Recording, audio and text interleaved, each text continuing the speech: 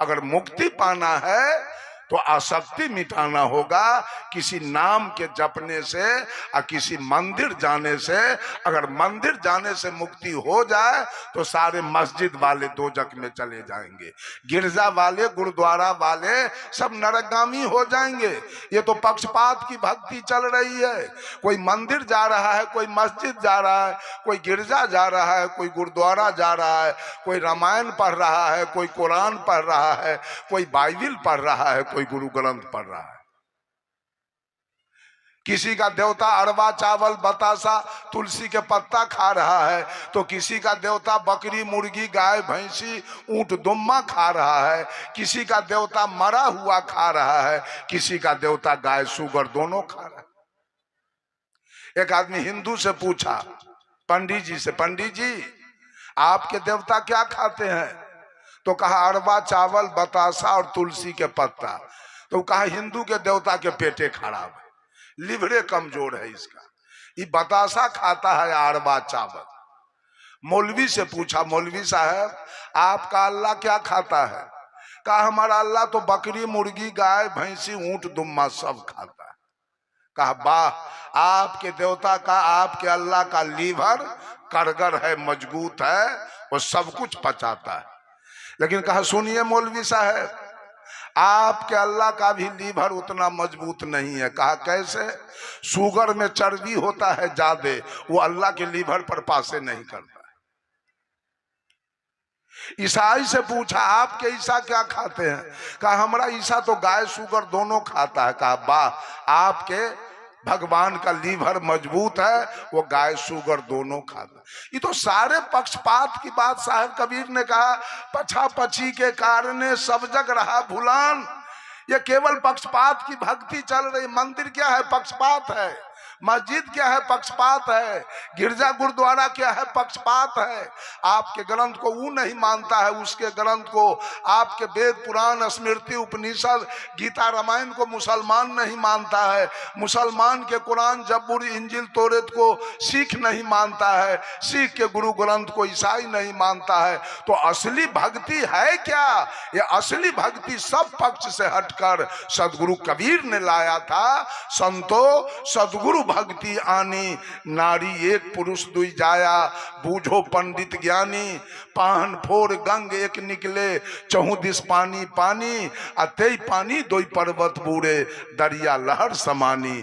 नारी सकल पुरुष को खाया, ताते रहो अकेला, कहें कबीर जो अब की बूझ है, सोई गुरु हम चेला। बंधुओं, मैं चर्चा शुरू किया कर्मकांड और ज्ञान कांड से।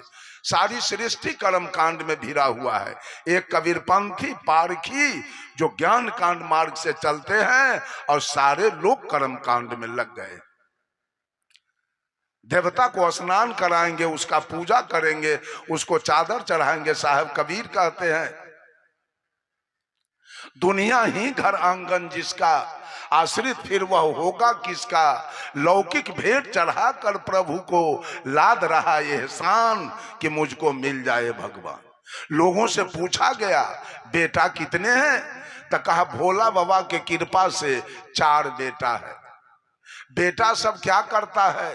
तो हनुमान जी के कृपा से चारों बेटा को नौकरी है। जमीन कितना है? तो राम जी के कृपा से 40 बीघा जमीन है। घर कैसा है? तो कृष्ण जी के कृपा से 3 महल का मकान है। तो देवता लोग तो बाबू इतना दयालु है कि मनुष्य को सब कुछ देते हैं, बेटा, जमीन, मकान, दुकान, नौकरी, सब कुछ। तो भगवान जब इतना धनवान है, इतना दयालु है, तो आप भगवान के नाम पर भीख क्यों मांगते हो रस्सी छपा कर? हम तो भीख मांगते हैं। हमारे कबीर साहब धनवान नहीं थे, उन्होंने तो स्पष्ट कह दिया था मन लागो मोरे यार फकीरी में, जो रस है बंदे राम भजन में, वो रस नाही अमीरी में। तो कबीर तो गरीब थे, इसलिए हम भी गरीब हैं। हम आपसे भीख मांग के आप ही के स्वागत के लिए मांगते हैं। आपके राम तो बड़े अमीर हैं, आपके भोला बाबा तो बहुत अमीर हैं, सबको बेटा पोता नाती देते हैं, तो आप भीख क्यों मांगते हैं? सरस्वती जी के नाम पर चंदा क्यों मांगते हैं? काली जी दुर्गा जी के नाम पर आप चंदा क्यों मांगते हैं? राम जी का मंदिर बना अयोध्या में, उसके लिए भीख मांगा गया है। तो आप ही फाइनल कीजिए, देवता आपके धनवान है कि दरिद्र हैं, तो आप ही जानिएगा कैसे भगवान आपके हैं। जिसके लिए भीख मांगते हैं, मठ बनाने के लिए, उनके पंगत के लिए, कपड़ा के लिए, सबके लिए भीख मांगा जा रहा है। एक तरफ धनवान बताया जा रहा है, एक तरफ दरिद्र बताया जा रहा है। बंधुओं, सब लोग कर्म कीजिए, कर्म की प्रधानता है।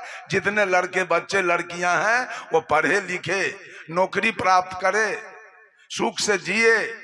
हम खुश हैं कि आप 5 महल का मकान बना के रहिए, आप फॉर्च्यूनर पर चढ़िए, आपका एयर कंडीशन मकान हो, आप चिवड़ा दही भात दाल दही चीनी पेड़ा रसगुल्ला काजू किशमिश खाइए, आप बढ़िया कपड़ा पहनिए। हम खुश हैं, हमारे सारे संत खुश हैं।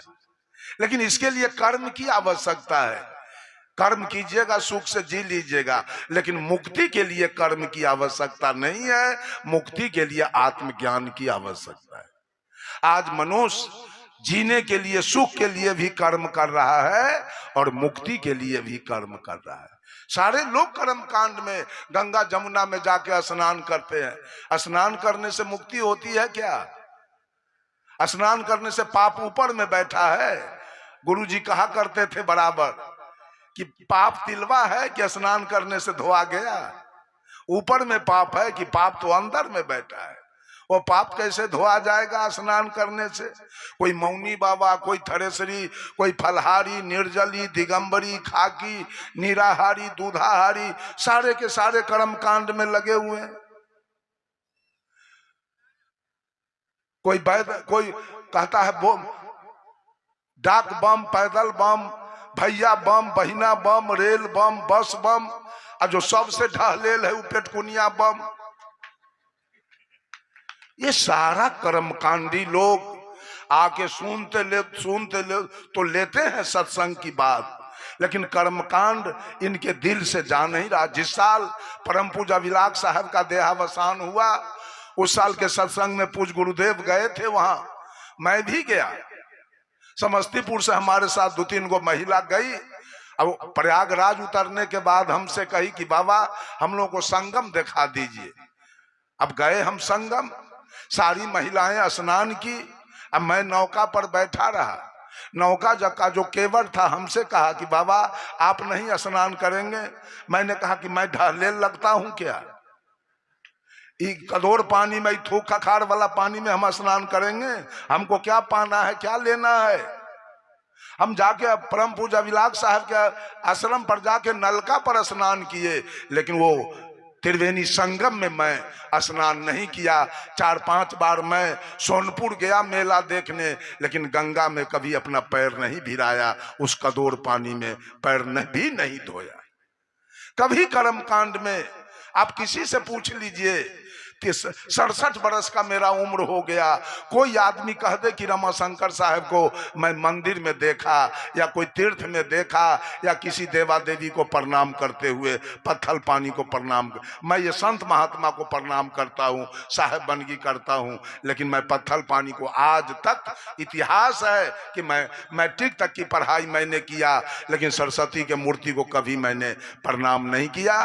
बंधुओं, मैं चर्चा शुरू किया था कर्म कांड और ज्ञान कांड। ज्ञान से आपका कल्याण हो जाएगा और कर्म से रोटी कपड़ा और मकान मिलेगा। कल्याण होने वाला नहीं है।